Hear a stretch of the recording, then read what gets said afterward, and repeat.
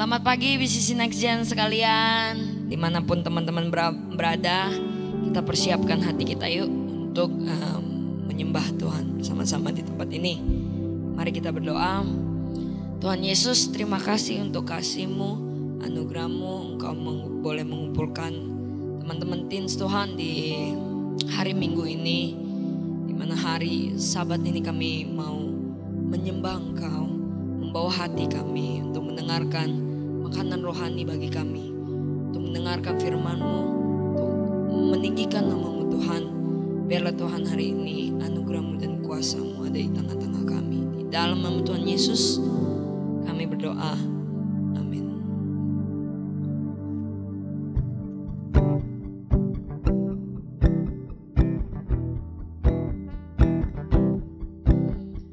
Heavenly Father, you always amaze me. Let your kingdom come in my world, in my life. Give me the food I need to live through the day, and forgive me as I forgive the people that wrong me. Lead me far from temptation and deliver me from the evil one.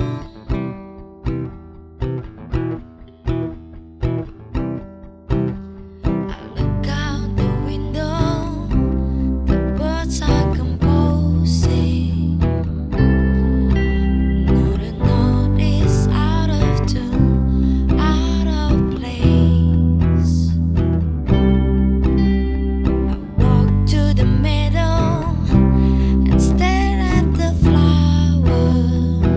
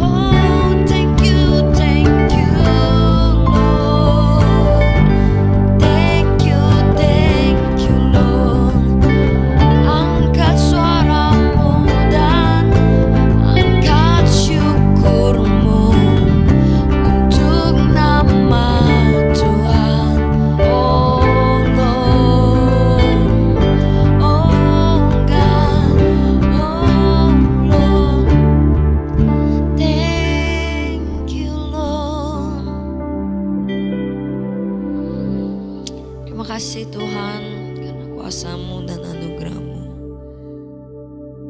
kami boleh memuji dan menyembah Engkau. Biarlah ini menjadi pujian yang harum bagi nama-Mu.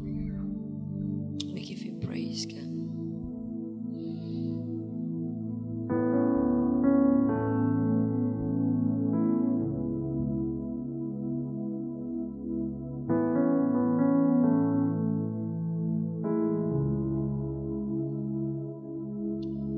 Kau ada bersamaku di tiap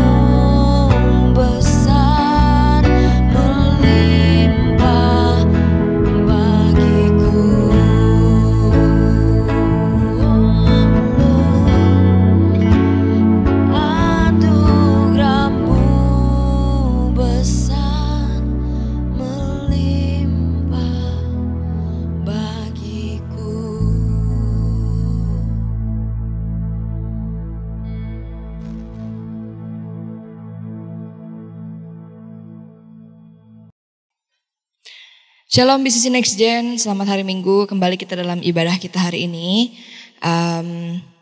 Tetap dalam sikap yang baik ya untuk kita belajar firman Tuhan. Saya percaya bahwa Tuhan hadir di tengah-tengah kita dan mengajarkan setiap hati untuk terus menjadi serupa dengan Kristus ya. Nah teman-teman, mari kita berdoa sebelum kita masuk dalam pemberitaan firman Tuhan. Tuhan, terima kasih buat berkat-Mu hari ini, buat semua yang Tuhan berikan buat setiap kami. Kami mengucap syukur atas penyertaan Tuhan. Kalau sampai hari ini kami boleh duduk diam di hadapan-Mu untuk belajar firman Tuhan. Biarlah Tuhan sendiri yang mengajar hati kami, melembutkan hati kami dan membuka telinga kami. Supaya kami Tuhan boleh semakin hari semakin mengerti akan firman-Mu dan semakin hari semakin dibentuk untuk menjadi serupa dengan Tuhan. Terima kasih Bapa, kami bersyukur dan berdoa dalam nama Tuhan Yesus. Haleluya, amin. Oke teman-teman, bulan ini kita akan belajar sesuatu yang penting ya. Sebelum nanti bulan Desember kita akan bicara banyak soal Natal, soal anugerah, soal keselamatan dan lain-lain gitu ya. Nah hari ini kita akan, bulan ini kita akan banyak belajar tentang pertumbuhan iman. Ya, pertumbuhan iman. Nah, pertumbuhan iman ini sangat penting untuk kita belajar teman-teman di masa-masa muda kita, masa-masa kita mulai serius dalam mengikut Tuhan gitu ya. Kita meletakkan dasar yang baik supaya kita semua lebih mengerti tentang pengenalan akan Tuhan, ya. Nah, teman-teman semua, sebelum saya masuk ke dalam inti dari apa yang saya mau bicarakan, saya mau bacakan dulu iman, apa yang Alkitab katakan tentang iman, ya, apa yang Alkitab katakan tentang iman. Nah, kalau kita ngomongin iman, semuanya pasti akan menjurus kepada Ibrani pasal 11 ayat 1. Karena di situ memang tertulis sebuah definisi dari iman, ya. Iman adalah dasar dari segala sesuatu yang kita harapkan dan bukti dari segala sesuatu yang tidak kita lihat. Iman adalah dasar dari segala sesuatu yang kita harapkan dan bukti dari segala sesuatu yang tidak kita lihat. Nah, kalau ngomongin soal iman, nanti di minggu-minggu depan kita akan belajar. Di Ibrani pasal 11 itu banyak ajarkan tentang pahlawan-pahlawan iman sebelum kita. Di mana mereka menaruh kepercayaannya kepada Tuhan. Meskipun maybe di saat beberapa orang ini berjalan bersama dengan Tuhan Yesus, waktu Tuhan Yesus ada di dalam dunia ini, mereka berjalan bersama dengan Petrus, Yohanes dan lain-lain, yang murid-murid yang lain gitu ya. Belum tentu waktu itu iman mereka sudah bertumbuh. Tetapi waktu Tuhan Yesus naik ke surga, dia mencurahkan Roh Kudus-Nya di dalam hati setiap manusia, di dalam hati orang-orang yang percaya. Iman mereka mulai bertumbuh dari sehari ke sehari. Kita bisa lihat ya, waktu Petrus berjalan dengan Tuhan Yesus, dia juga masih menyangkal bahwa dia mengenal Tuhan. Teman-teman pasti tahu ceritanya ya. Waktu Tuhan Yesus mau disalib, lalu ditanya, bukannya kamu tuh sama-sama dia ya waktu itu? Petrus menyangkal hal tersebut, ya kan? Nah, tetapi kita bisa lihat kehidupannya setelah Tuhan Yesus naik ke surga. Apa yang Tuhan Yesus tinggalkan dalam hati mereka itu luar biasa loh teman-teman. Mereka punya, kalau kalian baca nanti Ibrani 11 ya. Boleh baca dulu di Komsel nanti bareng-bareng. Bagaimana mereka tuh gak takut sama sekali dengan kematian. Mereka yang penting beritakan Injil. Kita bisa lihat kisah hidup Paulus. Bagaimana dia beriman kepada Tuhan, menyerahkan kepercayaannya kepada Tuhan dan memberitakan Injil. Bahkan sampai kalian bisa baca bagaimana dia mengalami karam kapal, dipatok ular, disesah, dicambuk. Gak apa-apa buat Tuhan. Nah teman-teman, kalau kita ngomong soal definisi, iman adalah dasar dari segala sesuatu yang kita harapkan dan bukti dari segala sesuatu yang tidak kita lihat. Dengan kata lain, iman itu adalah sebuah kepercayaan penuh kepada Tuhan kita. Iman adalah sebuah hal yang tidak bisa kita lihat, tapi kita yakini di dalam hati kita, dan semuanya itu adalah berpusat kepada Tuhan Yesus, kepada Tuhan kita. Iman adalah kepercayaan dan kebergantungan. Yang dimana kita tahu even our future yang kita gak bisa lihat pun, kita serahkan dalam tangan Tuhan. Kita tahu bahwa semuanya indah. Kenapa? Karena di dalam Alkitab banyak sekali janji-janji Tuhan yang Tuhan berikan bagi setiap kita orang-orang percaya. Di mana hari depanmu akan penuh dengan harapan. Apakah hari depan tersebut sudah datang? Belum. Tetapi dengan iman, dengan kepercayaan di dalam hati kita, kita tahu bahwa Dia yang menjanjikannya itu setia. Bahwa Dia yang menjanjikan itu adalah ya dan amin. Bahwa Dia yang menjanjikannya itu penuh dengan kuasa dan tidak akan pernah mengingkari janjinya. Itulah iman. Nah, saya pengen teman-teman semua dari muda, ya, kita belajar untuk mempunyai iman yang teguh di hadapan Tuhan. Iman yang teguh di dalam Tuhan. Kebergantungan, kepercayaan penuh kepada Tuhan. Bukan lagi kepercayaan kepada diri kita sendiri. Ada satu ayat di dalam Amsal, dikatakan, percayalah kepada Tuhan dengan segenap hatimu. Dan jangan bersandar kepada pengertianmu sendiri. Jangan bersandar kepada pengertianmu sendiri. Nah teman-teman, pengertian kita sendiri kita gak bisa sandarkan. Kenapa? Karena jiwa kita yang mungkin diisi dengan banyak hal di dalam dunia ini yang berbicara sangat keras di dalam hidup kita. Banyak sekali nilai-nilai kehidupan kita tuh tidak sesuai dengan firman Tuhan, tidak sesuai dengan kebenaran. Makanya betapa kita gak bisa bersandar kepada pengertian kita sendiri. Karena pengertian kita kebanyakan salah. Karena pengertian kita kebanyakan hal-hal yang bukan bersumber dari kebenaran. Tetapi kalau kita menaruh iman kita, percaya kepada Tuhan dan firman-Nya, percayalah bahwa hidup kita juga jalannya akan menuju kepada kebenaran. Nah itulah yang Tuhan bilang, hari depanmu akan penuh dengan harapan. Hari depanmu akan penuh dengan kebahagiaan. Kenapa? Karena kita berjalan di dalam iman dan kebenaran daripada Tuhan Yesus. Dan semua yang kita jalani ini menuju kepada hal-hal yang baik. Nah, teman-teman, ngomongin soal iman. Iman itu adalah sesuatu yang di dalam diri kita yang perlu ditumbuhkan. Ada satu pengajaran, ada satu analisa lah kita bilangnya ya, mengenai tingkatan-tingkatan iman. Maybe saya belum ke sana untuk share kepada teman-teman semua. Tetapi iman itu ada pertumbuhan, teman-teman. Seperti sebuah pohon yang ditanam, dia bertumbuh sampai kepada kesempurnaannya. Nah, kita juga di tempat ini. Kita belajar supaya iman kita bertumbuh dari sehari kepada sehari. Dari iman kepada iman. Dari pengertian kepada pengertian. Dari yang ketidakpercayaan kepada kepercayaan. Dari kepercayaan kepada kepercayaan yang lebih penuh lagi kepada Tuhan. Itu yang harus kita punya di dalam kekristenan kita. Karena kalau tidak, maybe beberapa tahun lagi kita tidak bertahan di dalam Tuhan. Mungkin kita memutuskan untuk meninggalkan Tuhan. Mungkin kita memutuskan untuk tidak percaya lagi kepada Tuhan. Kita meninggalkan gereja dan anak-anak Tuhan lainnya. Karena kita merasa bahwa gak ada apa-apa di sini, biasa aja. Dunia lebih indah daripada bergereja. Dunia lebih indah daripada melayani Tuhan.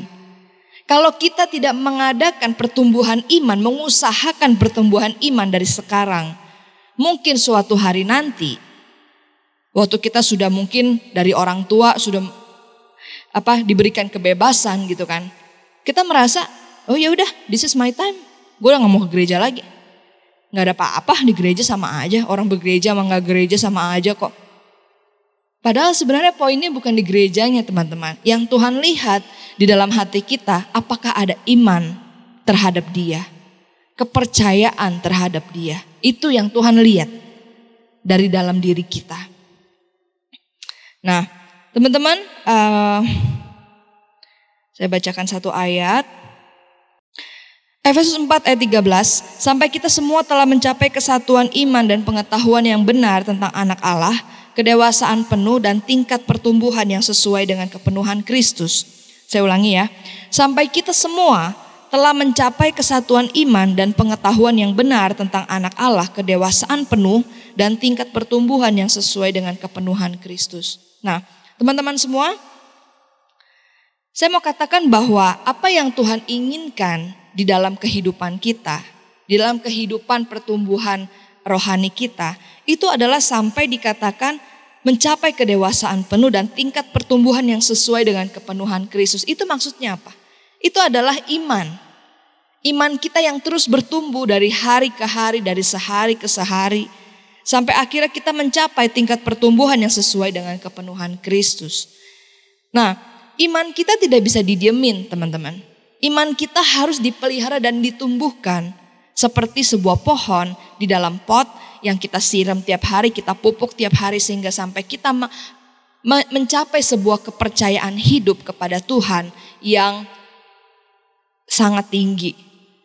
Bahkan kita tidak lagi hidup bagi diri kita, tetapi kita hidup bagi Tuhan.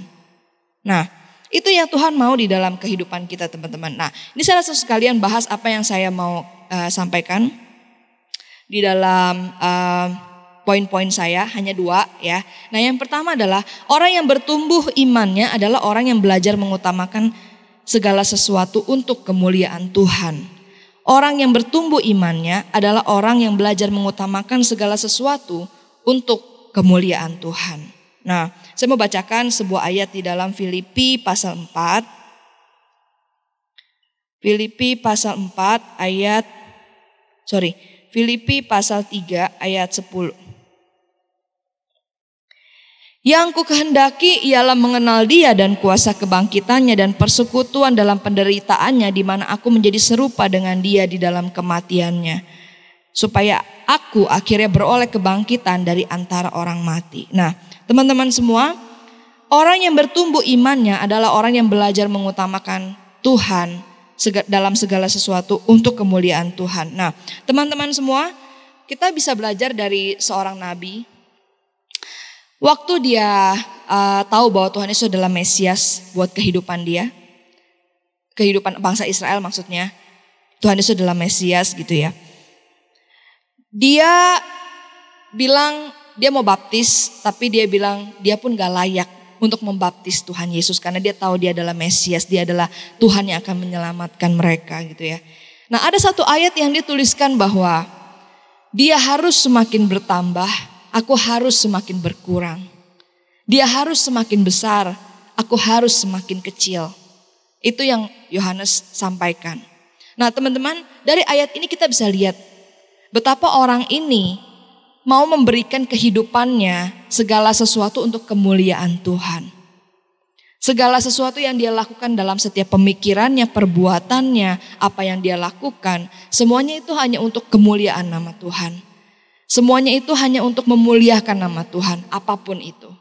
Bagaimana kita di dalam kehidupan sehari-hari kita berjuang melawan dosa, berjuang melawan hal-hal yang dari dunia ini yang bukan daripada Tuhan, dan akhirnya kita berjuang untuk memuliakan nama Tuhan.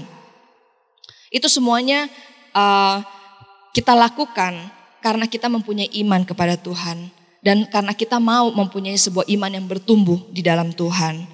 Ya, nah yang kedua, orang yang beriman adalah orang yang mengutamakan pengenalan akan Kristus, bukan hanya dari lahiriah aja.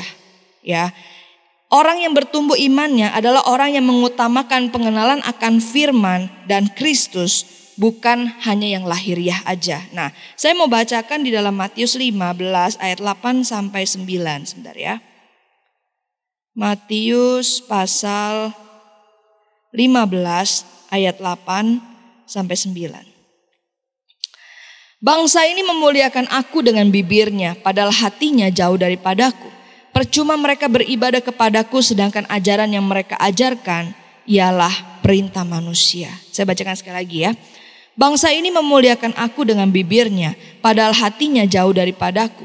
Percuma mereka beribadah kepadaku, sedangkan ajaran yang mereka ajarkan ialah perintah manusia. Nah, teman-teman semua, saya mau katakan bahwa banyak orang-orang di dalam, orang-orang Kristen ya, yang mungkin beribadah secara lahiriah, tapi imannya tidak bertumbuh di dalam Tuhan. Dia tidak mengenal siapa Tuhannya. Dia hanya datang ke sini, dia bernyanyi, dia dengar firman Tuhan. Bukan dengan satu hati yang betul-betul mengenal Tuhannya. Makanya kenapa dari kita muda, dari Next Gen, dari sekolah minggu, kita tanamkan pengenalan-pengenalan akan Tuhan. Teman-teman datang ke sini, teman-teman anak-anak sekolah minggu datang ke gereja. Itu semuanya kita menumbuhkan pengenalan akan Tuhan. Karena orang yang beriman, orang yang imannya bertumbuh adalah orang yang mengutamakan pengenalan akan firman dan Kristus. Meskipun bukan hanya secara lahiriah aja. Banyak orang yang datang ke gereja, tapi mungkin dalam iman mereka tidak bertumbuh. Banyak orang yang datang ke gereja, tapi di dalam pengenalan akan Kristus, mereka itu nol. Mereka itu tidak mengenal siapa Tuhannya. Dan itu yang kita tidak mau terjadi di dalam kehidupan kita semua di sini, Next Gen di sini. Karena kita mau supaya apa yang kita jalankan, ibadah yang kita jalankan, semuanya itu penuh dengan iman dan pengagungan kepada Tuhan. Ya. Nah, jadi teman-teman semua, 2 poin ini yang saya bagikan secara singkat, biarlah boleh menjadi satu rema di dalam kehidupan kita. Saya mau bacakan ayat terakhir, yaitu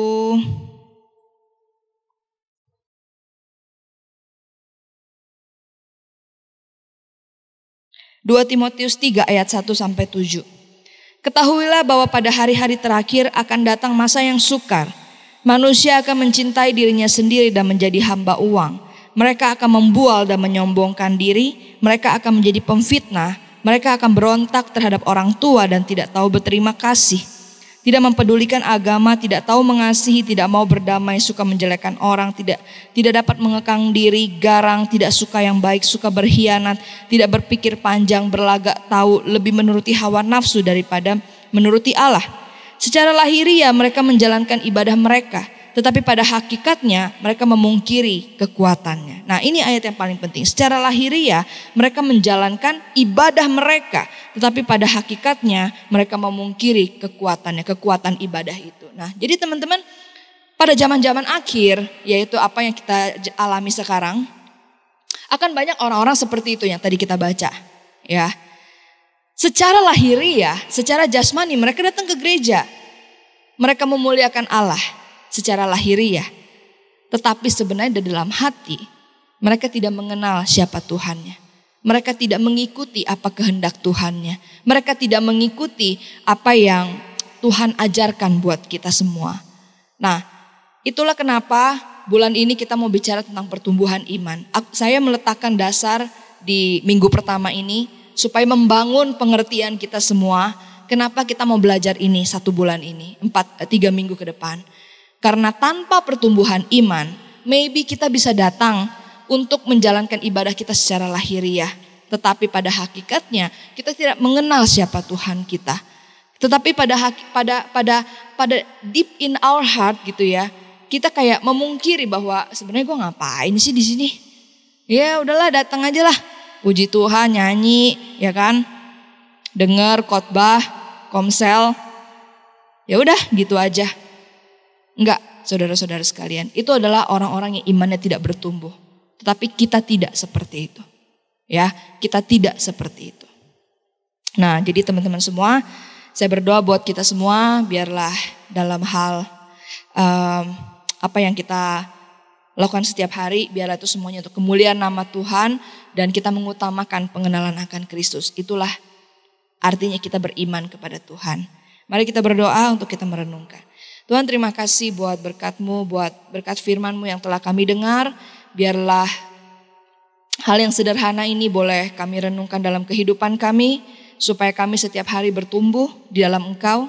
Dan iman kami Tuhan boleh terpelihara sempurna, iman kami boleh setiap hari bertumbuh Tuhan dan memuliakan Engkau. Kami tahu Tuhan bahwa Engkau akan disenangkan dengan pertumbuhan iman kami, dan hamba-Mu berdoa buat teman-teman di sini biar Tuhan jaga iman mereka bertumbuh setiap hari di dalam pengenalan akan Engkau. Dan hamba-Mu berdoa ya Tuhan, biarlah hidup mereka semua untuk kemuliaan nama Engkau dan pengenalan akan Kristus Tuhan berikan di dalam kehidupan mereka. Terima kasih Tuhan Yesus, kami bersyukur, kami berdoa, kami mau tiap hari Tuhan mengasihi Engkau, Dan biarlah Tuhan di dalam pertumbuhan iman kami semakin hari semakin kami serupa dengan Kristus. Terima kasih Tuhan, dan aku berdoa Tuhan berkati anak-anak di sini, Tuhan berkati mereka di dalam sekolah mereka, dalam keluarga mereka, pekerjaan orang tua mereka, kesehatan mereka Tuhan. Biarlah di dalam nama Tuhan Yesus, Tuhan yang menyertai mereka. Biarlah kasih sayang daripada Bapa, persekutuan dengan Tuhan Yesus, dan penyertaan daripada Roh Kudus selalu bersama dengan kami semua. Terima kasih Tuhan Yesus, di dalam nama Tuhan Yesus kami mengucap syukur dan berdoa. Haleluya. Amin.